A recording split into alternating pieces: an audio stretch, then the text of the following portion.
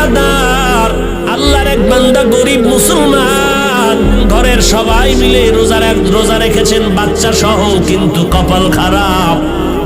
সন্ধ্যা হওয়ার আগে টেনশনে পড়ে গেল, ইফতারি করার কোনো টাকা নেই, কি করব? আল্লাহর বান্দা পেরেশান হয়ে গেলেন, কোন মুসলমান ভাইয়ের কাছে গেলে একটু টাকা আমি পাইব, আমার একটু ধার দিবে, আমি আদায় করে দিব। চিন্তা করে দেখলো, হ্যাঁ আমার এক বন্ধু মুসলমান আছে, তার কাছে যাই। গরিব মুসলমান রোজাদার মুসলমান ধনীর বাড়ি গিয়া কয়, ও আল্লাহর বান্দা, আমি বড় গরিব মানুষ, আমি এক গ্লাস পানি দিয়ে স্ত্রী সহ ইফতার করতে পারবো, কিন্তু আমার সন্তানেরা রোজাদার, ওদের মুখের সামনে দিতে না পারলে কলিজায় বড় আঘাত। তো কি হয়েছে? বলে, আমারে কিছু টাকা যদি আপনি ধার দেন, আমি ইফতারের আয়োজন করব, আমাকে একটু সময় দিলে আমি আপনার টাকা আমার পরে আদায় করে দিব। আল্লাহর বান্দা অহংকারী মুসলমান বলে, যাও, তোমাকে একটা টাকাও দেওয়া হবে না। দূর করে দিলেন গালি দিয়ে। মুসলমান বিদায় বেলা চোখের পানি ছেড়ে কান্না করে করে রাস্তা দিয়ে বাড়ি যায় আর বলে, আল্লাহ, তুমি এমন গরিব বানাইছো, আজ আমি বাচ্চার সামনে কেমন করে হাসি মুখ দেখাও? ইফতারি করার কোন আয়োজন নাই, আমি তো এক গ্লাস পানি দিয়ে আমার স্ত্রীর নিয়ে ইফতারি করতে পারবো, কিন্তু বাচ্চাগুলোরে কিছু না দিলে তো আমি কষ্ট পাবো।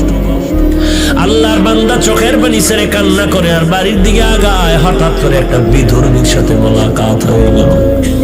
বিধর্মী ভাই ডাক দিয়া কয়, মুসলমান ভাই কেন কাঁদো? বলে, তুমি শুনে লাভ কি? বলে, হ্যাঁ বলো। বলে, এই হালাত আমার মুসলমান ভাই টাকা দেয় নাই। দেয় নাই তো ভালো, কিন্তু গালাগালি করে ধমক দিয়া কত বাজে কথা বলে তারাই দিয়েছে। বিধর্মী আল্লাহর বান্দা বলে, যদি মনে কোনো কষ্ট না নাও, আমি তোমার ইফতারির টাকা দিব, পারলে তুমি আমাকে দিয়া দিও, না পারলে কোনো দাবি নেই, যাও তুমি টাকা নিয়ে যাও। লোকটা চিন্তায় পড়ে গেল, আমি কি করব? কিন্তু নিরুপায় হইয়া যখন বিধর্মীর রিকোয়েস্টে টাকা নিয়ে ইফতারির আয়োজন করলো, সন্ধ্যাবেলা ইফতারির সময় বাচ্চাদের নিয়ে মোনাজাত করলো, হে আল্লাহ, আমি কি দোয়া করবো এই বিধর্মীর জন্য? মুসলমান তো টাকা দিল না, বিধর্মীর জন্য আমি কি দোয়া করব? তবে এতটুকু করি, হে আল্লাহ, তুমি দয়ার নজরে, আমি তো বেঈমানি করতে পারি না, যে উপকার করলো তার তো শুকর আদায় করতে হবে। আমি এতটুকু দোয়া করি, তুমি তার সিনার মধ্যে হেদায়েতের নূর দান করে দিও। আল্লাহর বান্দা ইফতারির সময় দোয়া কবুলে এই দোয়া করিয়া ইফতারির আয়োজন কমপ্লিট করে রাত হয়ে গেল। গভীর রাতে সবাই ঘুমায়। এরে চট্টগ্রামের ধনী মুসলমান, ভালো করে শুনো, আজকে তোমার টাকা কুকুরে খায়, কিন্তু তোমার বাড়ির পাশে কত গরিব একবেলা ভালো খানা খেতে পারে না। তোমার টাকা কত বাজে কাজে যায়, অথচ মাদ্রাসায় কত ছাত্র কোরআন পড়ে, এই শীতের মধ্যে একটা কম্বল কেনার টাকা নাই, একটা শীতের পোশাক কেনার টাকা নাই। তুমি যদি বলতা, ও কোরআনওয়ালা ছাত্র ভাই, আমি তোমার কম্বলের টাকা দিয়ে দিলাম, তোমার শীতের পোশাক কিনে দিলাম, ওই বাচ্চাটা রাত 10টার পরে ঘুমাইয়া আবার আজানের আগে উঠিয়া ওযু বানাইয়া ঠান্ডা পানি দিয়ে ওযু করে কোরআন তেলাওয়াত করে নামাজ পড়ে দোয়া করবে, আল্লাহ, যেই বান্দা আমার উপকার করলো তুমিও তার একটু উপকার করিও। এই বান্দার দোয়া তো কখনো খালি ফেরত যাবে না, কারণ তোমার আমার জবানে গালি আছে, কোরআনওয়ালার জবানের মধ্যে গালি নাই। ওই তালিবুল ইলমের জন্য সমস্ত দুনিয়ার মাখলুকাতেরা দোয়া করে, ওই বান্দা শুকর আদায় করে দোয়া করলো। রাতের বেলা সবাই ঘুমায় গেল, বেদিনটাও ঘুমাইলো, মুসলমানও ঘুমায় গেল। হঠাৎ করে যেই মুসলমান অহংকারী গরিবের লাথি মেরে তাড়ায় দিল, টাকা দিল না, বাজে কথা বলল, ওই মুসলমান অহংকারী ঘুমের মধ্যে স্বপ্ন দেখতেছে কিয়ামত কায়েম হয়েছে। কিয়ামতের ময়দানে মানুষগুলো গলা কাটা মুরগির মতো চিল্লায়, উপরে সূর্যের গরম, সূর্যের গরমে জমিনটা হয়ে গেল তামা, ওদিকে জাহান্নামের আওয়াজ, মানুষগুলো ছুটাছুটি করে পালায়ন করবে, কোথায় যাবে?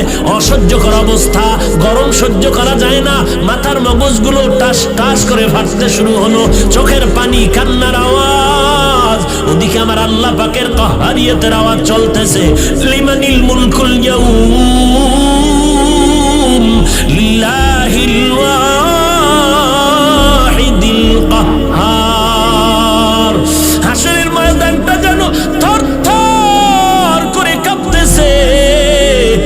মুসলমান বলে আমি স্বপ্ন দেখিয়া দৌড়াইতেছি, কই একটু আমি আশ্রয় পাই, সূর্যের গরম সহ্য করতে পারি না। হঠাৎ করে তাকায়া দেখলাম হাসরের মাঠের এক কিনারে একটা সুন্দর স্বর্ণের বিল্ডিং দেখা যায়। আমি দৌড়াইয়া চলে গেলাম বিল্ডিং এর মধ্যে একটু আশ্রয় নেওয়ার জন্য। গিয়ে দেখলাম তালা লাগানো, দারোয়ান ফেরেশতা বসে আছে। বললাম, ওরে দারোয়ান, একটু দরজাটা খুলিয়ে দে, এই হাসরের কষ্ট সহ্য করতে পারি না। দারোয়ান ডাক দিয়া কয়, এটা তোমার জন্য বানানো হয়নি। বলে, এই তালার চাবি কে পাইবে? বলে, দুনিয়াতে যারা গরিবের সাহায্য করেছে তাদেরকে আল্লাহই চাবি দিবে।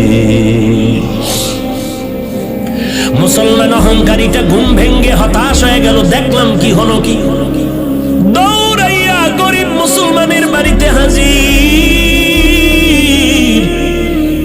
মুসলমানের গিয়ে কয়, মাফ করে দে, কত টাকা চাও? বলে, এখন আর হবে না, 1 টাকাও চাই না, টাকা লাগবে না। বলে, গতকাল ইফতারির কেমনে আয়োজন হয়েছে? বলে, শুনে কি লাভ হবে? বলে, বলো। বলে, আমার এলাকার পাশে এক বিধর্মী আমার ইফতারির আয়োজনের টাকা দিয়েছে। বলে, টাকাটা তুমি ফিরায় দাও। বলে, আমি পারবো না, সে টাকা নিবে না বলে ও আওয়াজ দিয়েছে। মুসলমান পাগলের মতো দৌড়াইয়া বিধর্মীর বাড়ি চলে গেল। অহংকারী বিধর্মীর গিয়া কয়, ভাই, গতকাল তুমি নাকি মুসলমানের ইফতারির টাকা দিয়েছো, নাও তোমার টাকা বাড়ায় যা চাও আমি দিতে রাজি। বলে, কারণটা কি? আমি এখন টাকা নিব না, নেওয়ার জন্য আমি তো উদ্গ্রীব হই না, আমি টাকা নিতেও চাই না, পারলে দিবে, না পারলে নাই। বলে, নাও। বলে, না, এত পাগল হয়েছো, এই পাগলটা যদি কালকে হইতি কপাল খুলতো। এখন বিল্ডিং দেখা পাগল হয়েছো, এখন আর ওই বিল্ডিং তোমার কপালে আর নাই। মুসলমান আরো আশ্চর্য হয়ে গেল। বিল্ডিং দেখলাম আমি, বিধর্মী কেমনে ঘরের মধ্যে খবর পাইল হাসরের মাঠে? এই বিধর্মী ভাই, কেমন করে খবর পেয়েছো? বিধর্মী ডাক দিয়ে কয়, আর আমারে বিধর্মী কয়া ধাক্কা দিস না মুমিন। এই মুমিন ভাই, আমি রাতের বেলা যখন ঘুমায় গেছি, ওই ইফতারির আয়োজন করিয়া আমি দিলটা বড় খুশি হয়ে গেছে। জানি না সে আমার জন্য কি দোয়া করেছে। রাতের ঘুমের ঘরে আমি তাকাইয়া দেখি মদিনার পয়গম্বর হাজির। মায়ার নবী এসে আমার সামনে এসে আমার হাতটা ধরে কয়, আর ঘুমাইয়া থাকিস না, ও জাহান্নামের আগুনে কেমন করে তুই জ্বলবি। আমারে মায়ার নবী হাত ধরিয়া কালিমা পড়াইয়া হাতটা ধরিয়া কই, দেখ তুই গরিবের কি সাহায্য করেছো, আমার আল্লাহ এত খুশি। তাকায়া দেখ, মরণের পর আল্লাহ তোর জন্য একটা সুন্দর বিল্ডিং বানায় রাখছে, বালাখানা। এরে যুবক, অহংকারী করিস না। এলেমের বড়াই, আমলের বড়াই করে কি লাভ? সাহাবায়ে কেরামের মতো তো আমল তুমি আমি করতে পারি না, তাদের মতো এলেম তোমার আমার নাই, তাদের মতো তাকওয়া তোমার আমার নাই, তাদের মতো তাহাজ্জুদ তোমার আমার নাই, তাদের মতো এলেম আমল তোমার আমার নাই, তাদের মতো বড় মুহাদ্দিস জমিনে কেউ হবে না, হয় নাই, তাদের মতো বড় মুফাসসির কেউ নাই, হবেও না, তাদের মতো তাকওয়ালা কেউ নাই, হবেও না। এরপরে তাকায়া দেখো, সাহাবায়ে কেরামের মধ্যে আবার 10 জন সাহাবা জান্নাতের সুসংবাদ পাইলেন।